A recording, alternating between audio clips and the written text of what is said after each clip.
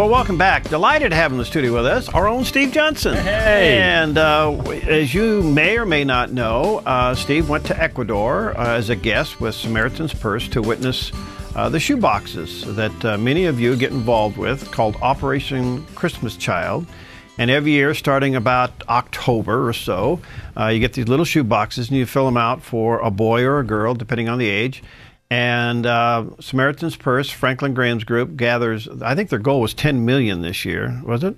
Well, it could, yeah, it's actually 9.8 million, okay, to be technical about it all. Okay. And that has been the goal. You know, this has been ongoing for like 20 years now, and this right. is like the 20th anniversary, and they've given out 100 million of these shoe boxes. And, you know, what's kind of nice is on our end of it, we see where the boxes are being made, and then they're shipped off, and then you don't see much to it. But let's go through kind of the chronology of what happens. Okay. People will take a shoe box home, and it could be a plastic one, or it could be the cardboard kind, and then they put different gifts in it for boys, for girls at different ages.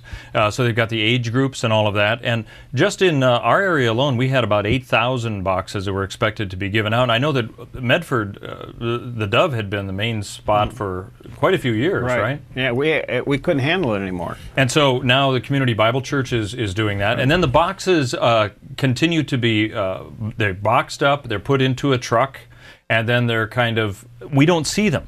You know, and then you're wondering, well, what actually happens from there on out? Right. Well, this is where my trip was able to come into play, because they actually, Samaritan's Purse contacted you, right, saying, would you like to go on this trip? Yeah. So why did they, I still don't know the answer to that. Why did they contact the Well, Dove? we were one of the media outlets in the country that really got behind it and supported them. And we have for years, and we had become one of the drop-off points.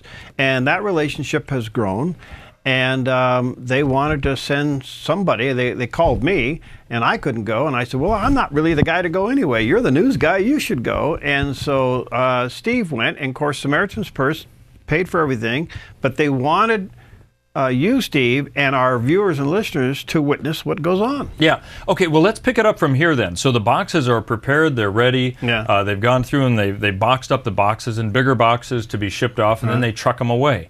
Well, my trip then picks up from there, where we flew to Ecuador and flew into Quito, which is the biggest city, which is an unusual one. It's like 5 miles wide, about 20 miles long. Wow. And it has several million people in it, so it's one of the big spots. And those of us who are in the media who they asked to work with them were able to be bused to some of the locations where the kids were.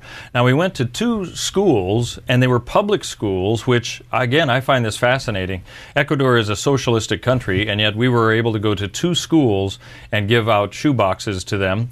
And they had kind of a rally, an outdoor rally, you know, for the kids to be able to be a part of what this whole shoebox event is. And then we were able to hand out the boxes to them as the kids then were able to open up and see what was inside of them. Now, some of them have never gotten shoe boxes before, so even though, you know, like you say, upwards of 100 million gifts have been given out in 100 countries throughout the world, some of these kids, this is the first time that they've gotten these shoe boxes, and there's no doubt that the message of Christ is given with these boxes, and we were able to see the actual gifts that people have put in. Wow. So that's what is really a fascinating thing about it, is to see the end result of all of this. And the kids were highly responsive at the 2 orphanages we went to and the 2 schools we went to. Well, from, again, roughly 8,000 boxes from Southern Oregon region departed, and like Steve says, they get crated into bigger boxes and then flown to these various locations. You know how many locations, drop-off points around the world there are?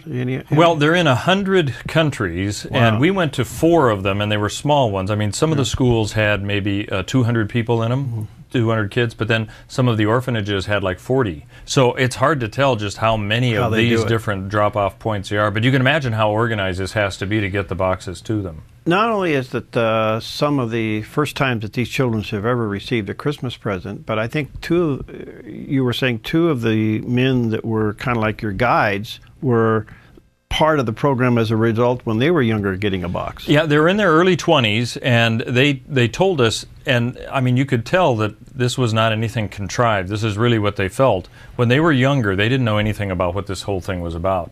And they got these boxes, and it did make them realize, you know what, somebody actually cares enough to give a box to me.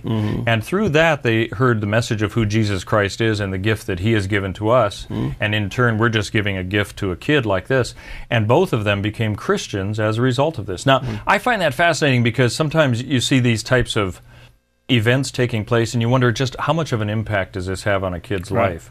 Well, I think it's probably, we know of these two, who knows how many more have been impacted by this. One thing I want to say is that with our trip, they normally don't let those of us in radio and TV go along with them. They normally work with local agencies, just it's a whole lot easier and more efficient to do that. But with our group, they had a group of clowns that were volunteer clowns who were able to go with us and kind of break the ice for the little kids. So the clowns had I don't know Spanish, but they have a message of Christ with the music they were singing, the skits they were doing, and everything else.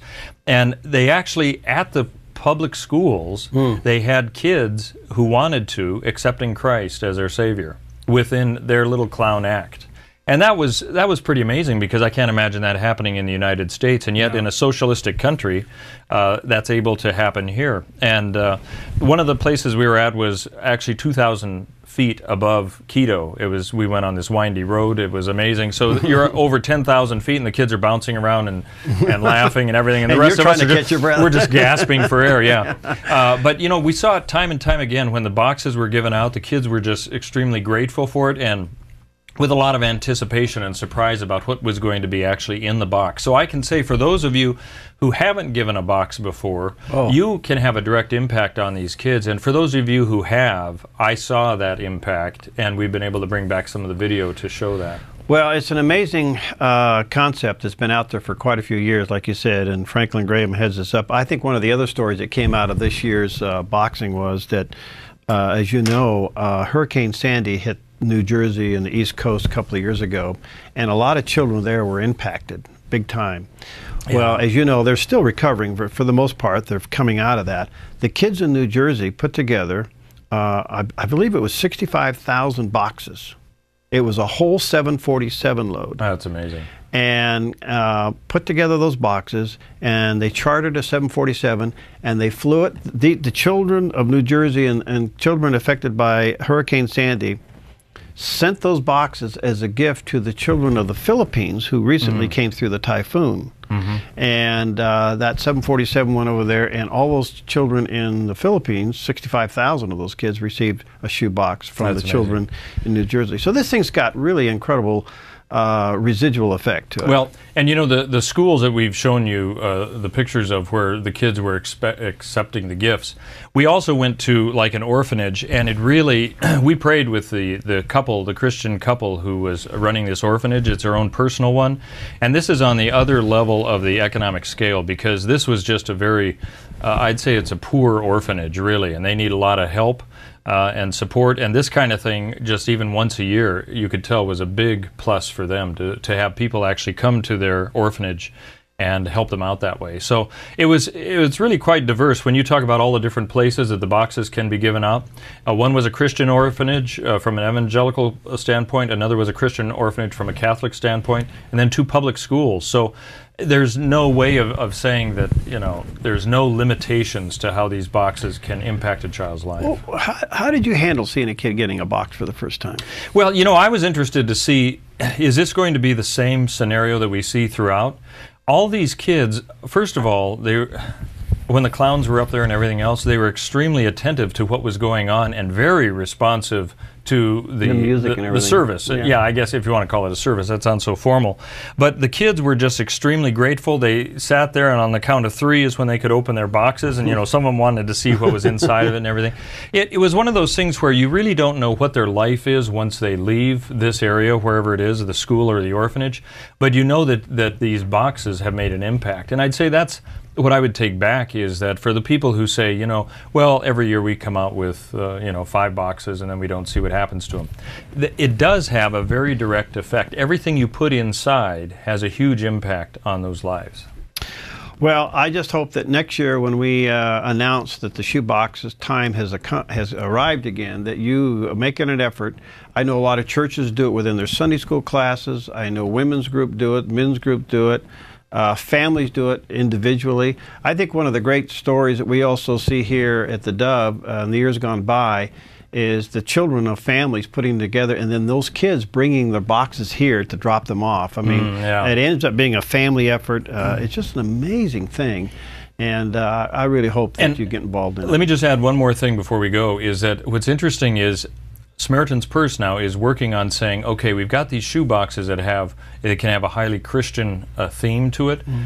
How can we get into areas where that may not be as welcomed, but we still want to be able to have an impact? So they're coming away with their own shoebox area where you donate money to them, and they're able to put in gifts that are not offensive. For example, if you go to an Arab area and they don't like pork, to have a toy pig inside could be seen as offensive, and that kind of thing. So they're just being very sensitive that way, but what they're looking at are more opportunities to do exactly that, to impact lives in another way. So there's all sorts of shoebox opportunities. Well, 9.8 million, and I think this 20-year marked also 100 million from the beginning that they have distributed. You just do the math on that and how many kids have been impacted, and then to see it played out with two boys in their 20s who have investigated what the Christian message was all about.